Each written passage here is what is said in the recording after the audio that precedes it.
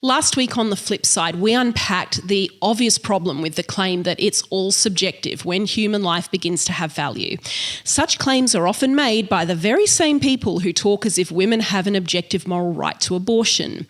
When defending their own right to abortion, pro-choicers talk as if there are such things as objective moral realities. But then when pro-lifers make the claim that human life has objective value before birth, pro-choicers often flip and start talking as if the realm of ethics is all purely subjective. And as we showed in our last episode, this is an illegitimate move. You can't talk as if objective moral reality exists while defending the right to abortion, but then deny that it exists in order to escape from the hard task of showing the pro-lifer why she's mistaken about the claim that life has objective value before birth.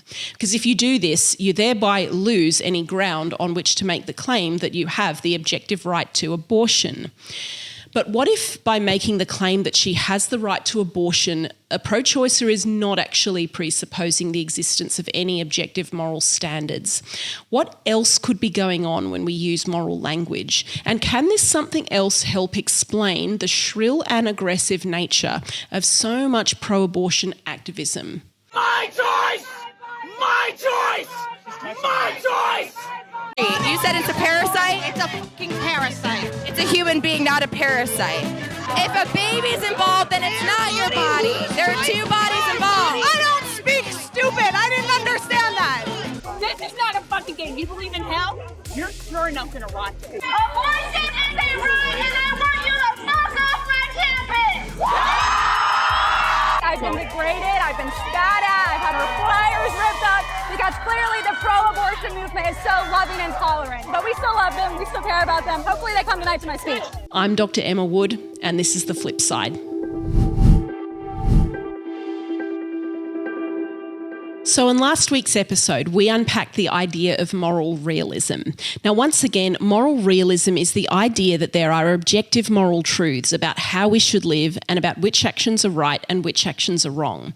It may not always be clear to us what these moral facts are, but this doesn't mean that there is no moral reality. It's not clear to us how many stars there are in the universe at the present time, but there is a fact about how many stars there are. Now, if true, moral realism has some demanding life implications for us. If there are such things as objective moral truths about how we should live, what this means is that all of us have an obligation to try and get clear about these truths, and once we have, to try as best we can to live in accordance with them. If, for example, a good enough argument can be made that I, given my income, ought to give 20% of it away to charity, then I need to listen to that argument, because that argument, if it's good enough, might be telling me something true. And if it is true that I have an objective moral obligation that exists, regardless of my current personal preferences to do this, to make these donations, then I exhibit a serious personal failure if I do not. This is why we tend to get uncomfortable when other people make moral claims that we disagree with or which conflict with our personal preferences.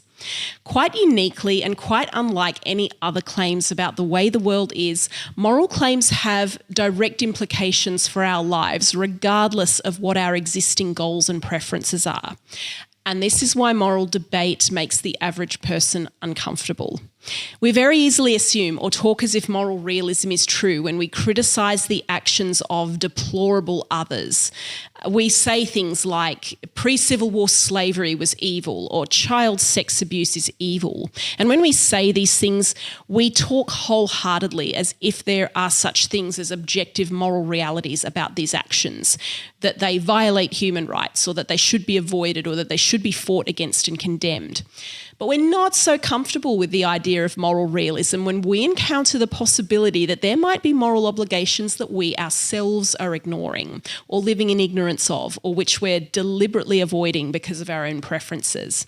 And this is why I think it is so common for many of us to flip so easily between talking as if moral realism is true when we're defending our own positions and talking as if moral relativism or subjectivism are true when others make moral claims that we don't like And yeah, this is what is going on a lot of the time when pro-choicers full-throatedly endorse abortion rights, but then in the very next breath start talking as if the realm of ethics is all subjective when the pro-lifer starts making her arguments about the value of life. It's funny, there seems to be this rule that we're implicitly following when we do this that goes something like this. The moral claims that I don't like or which have undesirable implications for my life are all subjective. The moral claims that I do like and which I'm already inclined to act in accordance with anyway, well, they're objective. Now, of course, this can't literally be true. Moral claims cannot be objective if the only reason we take them to be so is because they happen to align with our preferences. Because objective moral truths are supposed to be the kinds of things that apply to us impartially, regardless of our preferences. So a more consistent thesis would be to say that moral claims are just not objective at all, and that maybe what we're actually doing when we make moral claims is simply expressing our own desire-like attitudes or mental states. Another philosophical view, another rival to moral realism that claims that this is exactly what is going on, is a view known as emotivism, which was a position in analytic metaethics that became fashionable in the early and mid-20th century, thanks to proponents like C.L. Stevenson and A.J. Ayer. According to emotivism, what's really going on when we make moral claims is that we're simply expressing approval or disapproval or giving voice to desires or desire-like attitudes about the world. According to this theory, if I make the moral claim that it is right to give to charity, what I'm really doing is just saying, hooray for giving to charity. Or perhaps I'm saying, I approve of giving to charity. Do so as well. And if I say pedophilia is wrong, what I'm really saying is nothing more than boo to pedophilia, or I disapprove of pedophilia. Do so as well. Now, importantly, emotivism doesn't just claim that this is what is going on when moral claims are made. Emotivism claims that this is all that is going on when moral claims are made. And if emotivism is true, then this has unsettling implications as well. Because what this would mean is that when we engage in moral argument, there is no higher truth that we're both trying to find and then submit to. All that we're left with then is a contest of my desires against yours, of my expression of what I want against your expression of what you want. And without any objective, independent moral standard, there's no fact about whose preferences should win out. And the only thing that matters anymore is whose preferences do win out. In other words, moral debate just becomes a power struggle. And this is part of what explains why so-called moral debate in the modern world gets so aggressive and so shrill. As Alistair McIntyre argued in his book After Virtue, we live in a culture in the modern world that has taught us that all attempts to find an objective basis for resolving moral disagreement has failed. And so the only understanding of moral debate that is left open to us is the emotivist one, which tells us that moral debate is just a clash of antagonistic wills. Pro-lifers, it's worth keeping this in mind when you're trying to engage a pro-choicer and the rational arguments you present are just met with shouts or blowhorns or repetitive slogans, violence, or deliberate obfuscation and manipulation of your words.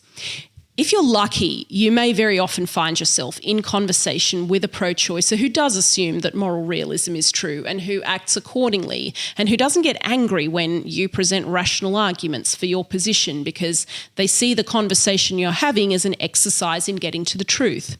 I've known pro-choicers like this, and I've had good conversations with pro-choicers like this. But often, increasingly often, you may just find yourself in conversation with a person who has no grasp on the concept of objective moral truth and who is simply responding to you as a threat to something they want. If they say that they have a right to abortion, they may not actually be making any genuine attempt to express an objective moral claim. They may merely be using moral language as a forceful way of saying, I want abortion, or hooray for abortion, or I approve of abortion access, do so as well and don't get in my way. And because they're using moral language as a mere vehicle for asserting their will, they therefore view you as someone who is using moral language as a mere vehicle for asserting your will against them, which is why you'll often be accused of being an oppressor for simply, as you see it, trying to have a conversation about what the truth might be.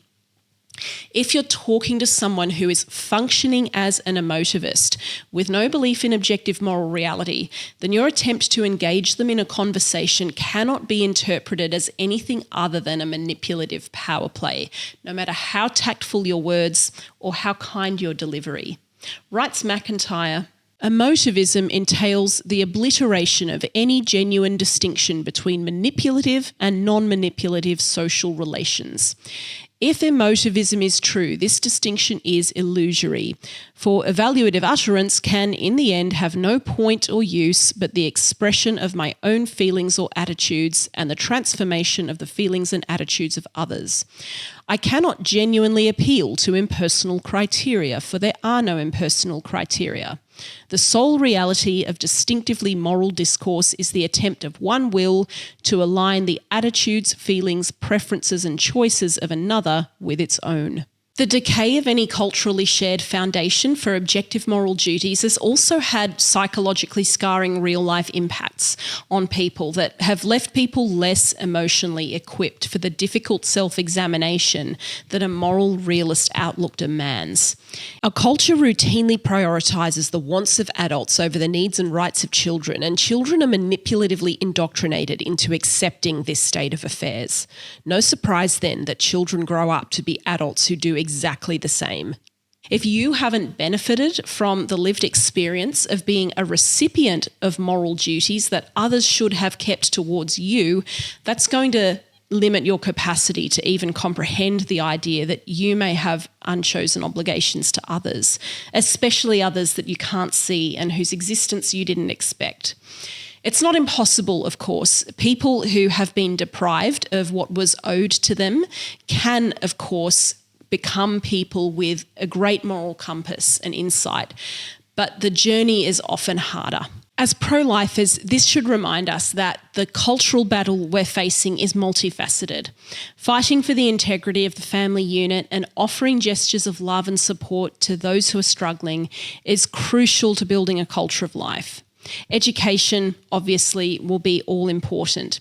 Fighting for religious freedom in schools so that schools can maintain the ability to pass on moral realist principles to students, free from the coddling influence of identity politics, it's going to be increasingly important.